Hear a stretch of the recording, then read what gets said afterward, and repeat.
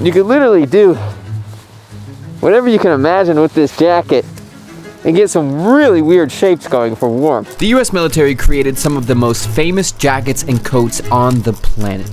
However, in the 1930s, they set out to create the ultimate jacket. And after over 25 years of development in 4 major prototypes, they finally had their jacket, the M65 Field Jacket.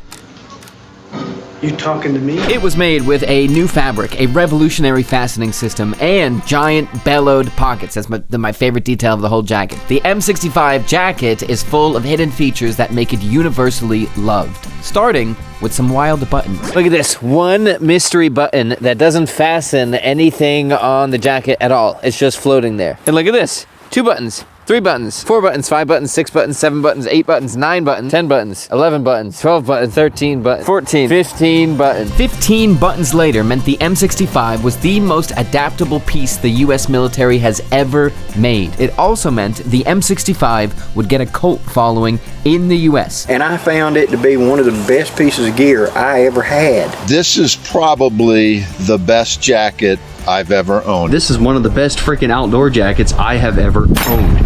Period.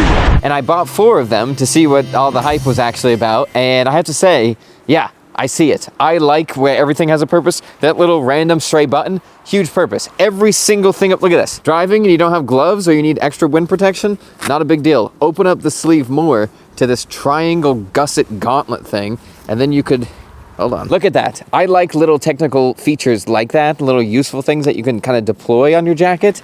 And we have a lot of them on the M65. Today's goal is simple. Our first goal, how did we get to the M65? From the Revolutionary War till now. That's not gonna take as long as you think. Goal number 2, what is every single hidden detail in the M65? That's fascinating. And goal number 3, the M65 has a specific cult following in the US. People still wear the M65 today, and only the M65. Why?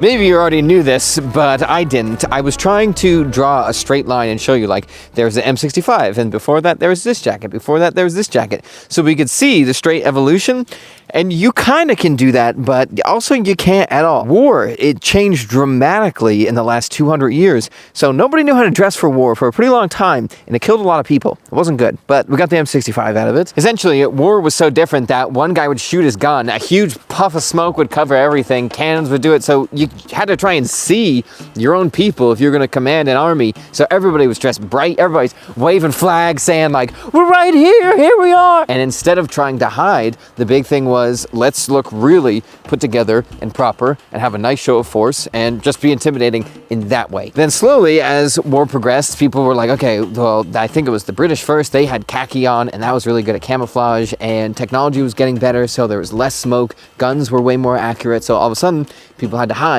and the strategy changed and the clothing changed with that. And World War I was a big catalyst of people realizing, like, we gotta stop our old ways, like we gotta stop this presentation on the battlefield and do anything we can, get low and dirty and have the best clothing possible for that, because war's not going back to how it was. So about 20 years later, we had the first ever iteration of the M65. We had the M41.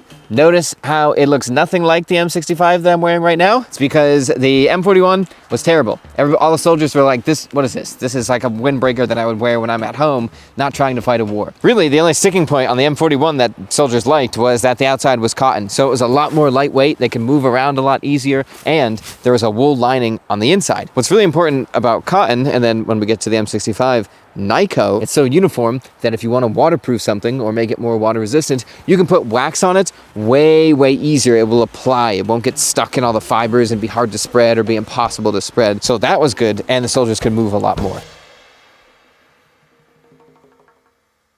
This video is sponsored by Runna. Initially, I tried to film this ad while on a run because I'm training for a half marathon, but the ad was basically just me out of breath and coughing the entire time, so I decided it'd be best to redo it before I sent it off to Runna. There we go. First run in the books. Average pace, 9 minutes. There you go. The model of fitness you sponsored. Runna is a personalized, automated running coaching training app, and it talks to you quite a bit on your run, which is helpful. Whether it's your first 5K or your 10,000th ultramarathon, you can get it done. Maine Coast Half Marathon. It could train you with an Olympic athlete in your phone. You put it in your pants, finally have an Olympic athlete in your pants. I like running a lot. If today wasn't a rest day, My shoes would be steaming because I'd be running so fast through these woods. Boom! Bank left, 150 cop cars behind me. But it's nice to actually have a plan of you should run this far, you should run that far, you should do this to hit that time period. And while I run, my watch is saying like, dude, you gotta slow down. You're absolutely cranking right now. Tone it down. Difficulty? Yeah, kick my butt. The next run of sponsorship is slated to go live in a few weeks, so hopefully I won't be straight coughing on the beat by then. But it's kind of nice to get my butt kicked by an Olympic athlete. Doesn't happen every day. So if you're like, I want to start running, or you want to get more in shape, or you want to train for some big race, Run is kind of the place to be, and the link is in the description. Thank you very much, Runna. They sponsored a few videos, so that way I am obligated to actually do this half marathon, which was clever of them, I will admit. So the military then got some soldiers and was like, all right, guys, Tom over there made the M41. I know it sucks, but why don't you just tell me why it sucks and we'll see if it lines up. And the soldiers were like, okay, great. First thing that sucked about that jacket, and the guy was like, well, okay, maybe we shouldn't say suck. First thing that sucked about the jacket is those little slash pockets are great for your hands in civilian use, but if you're running around, I need to be able to store a lot of stuff, so we need big pockets. The other really annoying thing is it's nice to have the wool liner when it's cold, but it's not always cold. Sometimes we're running around and it's hot. Is there any way to split that in two? And the guy designing it was like, yes. Now we have the M43, and now you're starting to see the M65 come together. Oh, sorry. They also ran with that a lot more, and they started to add some of the buttons that we were talking about before. They added buttons so you could put on an optional hood and a liner. I didn't get the wool pile liners. They are very cool, but here they are. I thought this one, the M51 that I have right now, I thought it had one in it. It didn't. Then, before you know it, it's the Korean War, and we have this. This is the M51. A major change is, if you have gloves on, because it's freezing during the Korean War, it's hard to button and unbutton things. So, a big change they added, boom, a zipper with a giant glove pull on it to make it easier to take the jacket on and off, and a snappable storm flap instead of just using the button placket. Also, more buttons got added to this jacket so you could have more functionality and more things to add on. And that, my good friend, is the purpose of this lone stranded button. I will now live try to apply the hood of the M51 onto this jacket. It is very hard. Okay, let's see if I can do this. You open the collar and it opens like this. These buttons go in the jacket, and up here go with the button on the collar. You button here, you button here, button here. This collar goes in there. Okay, through that epilogue. That's the other epilogue. Imagine trying to do this in an active war zone. This is that outside stray button that I was talking about. Fasten the button in there. That's about, oh, no, sorry. You do all that and ba-boom! You have a great little, you have a great hood when before you had nothing. This changed the game. This whole layout, this layering, that extra button, this fabric right now is cotton, but something else was about to happen when the M65 came around and became the definitive greatest military jacket, probably, again, of all time.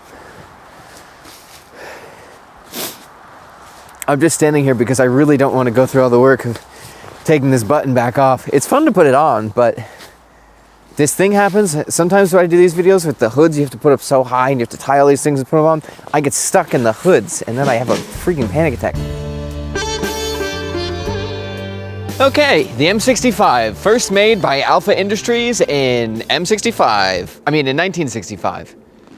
So I just glitched out there for a second. This is their modern day version, well, just their modern day M65. They still make it. This is the full kit and caboodle. The old liner still fits in, the hood fits in, everything's the exact same almost. The liner's a little bit nicer actually. It has two pockets going on the side, but this is it.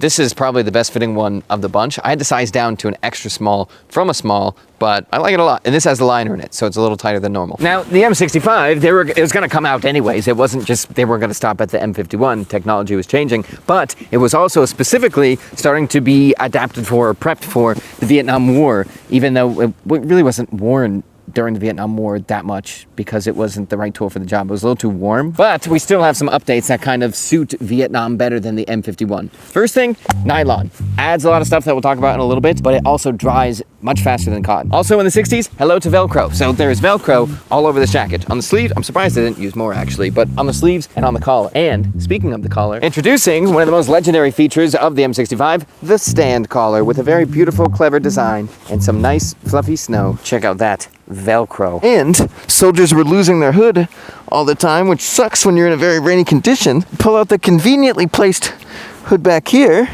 Boom. Is it raining? I couldn't tell. Integrated nylon hood. It's not perfect, obviously, but still, it's great to have. We have this ripstop liner on the inside of the M65. One of my favorite things about it is it's not sewn down at the bottom. It's more comfortable if you're layering and everything like that, but it's also because it allows easy repairs. So these are the pocket bags, easy to access, repair, and change. And in the same way that cotton was a much more uniform fabric than a wool, the M65 and Nyko and those nylon filaments makes an even more uniform sateen, so they could apply Quarple, which is a very rudimentary, I don't think it's a DWR, I think it's just a water repellent finish that apparently didn't work that well. Quarple, water resistance test, take 1. Oh yeah, okay, look at that, nothing. Overdrive. Oh, but it was better than what anybody else had at the time because of that uniformity. We have our storm placket that is fastened by snapping, but also we have a shorter lane zipper, so that way if we're sitting in a car or something, it's comfortable, you don't have to worry about it. Nowadays we probably do a two-way zipper, but still. We also have cinches at the bottom if you really... Wow, that goes a lot farther than I would think. Cinch these bad boys up, and that's not it. You think that was the only cinch? You think a jacket that makes arm gauntlets is gonna only have one cinch? You think a jacket using Quarple is only gonna have... Oh, the other one's broken. And of course, we have the legendary smoking jacket, which if you've ever been to New York or lived in New York, you will see these popping up everywhere because they're cheap, they look super cool, and they're huge. They're like a big baggy fit that's very in right... Ow. Ooh. Okay, now we have the liner. Equally as famous as the M65 itself is the M65 liner. This uses 6, 8, 10, 12 buttons to fasten inside, and it's also sometimes called the smoking jacket. The fact that you can go on eBay and get a liner for practically nothing, it's not insane quality or anything like that, but it is cool. And you get the M65 for like $100 still today. That's part of the reason people from the 70s, 80s, 90s, and still today, but you know, people really gripped on from that era with this jacket. That and a few other things, but let me unfasten this first. But boom, the M65 liner. Depending on what era you get the M65 liner from, it will either have buttons so you can button it together, or it won't. An earlier one doesn't because it was just a liner at that point. And then, probably for two reasons. One, so you don't have a big bunch of fabric under your underarms, and two, probably so you sweat less and can drive faster. There's no underarms on the M65 liner. You can go right to the pit. And when you put absolutely everything together from the M65 to the liner, you get this weird phenomenon that kind of causes or puts a spell on people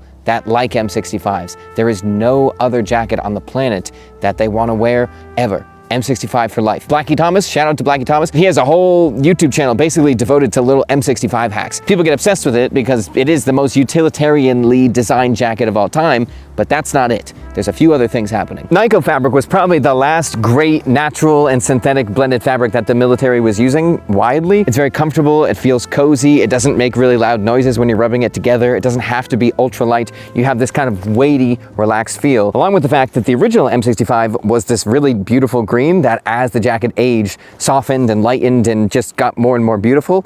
Cool. And finally, if you're like, I'm just cold and I want a jacket and I don't have a lot of money, can't spend a lot of money, boom. The M65, really great quality jacket, really well designed, most up-to-date military materials at that time. Velcro is just coming into the US through the M65. And with all that, the clothing world was very different at the time. There wasn't a Uniqlo that you could just go pick up a warm jacket at like $100 for. You went to a military surplus store and the M65 was a spanking deal. Very cheap, very high quality. And that's that.